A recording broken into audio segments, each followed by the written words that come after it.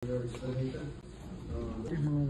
12 taon na nanilbihan kami, ang trabaho ng kongresista, sa pagkaalam ko, ay maging kinakaban ng kanilang distrito o kanilang sektor. Bakit naman ngayon ay naging tagabantay na lamang sila nang humihiyaw? Meron pang silent protest, di ba? Hindi naman talaga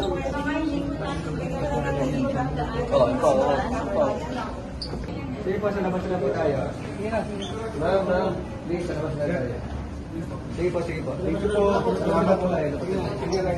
Hintayin namin yung nandun sa CR. May nasa CR. Paano meron pala sa siya?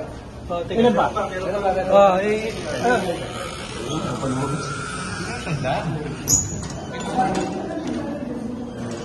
Sige naman lang.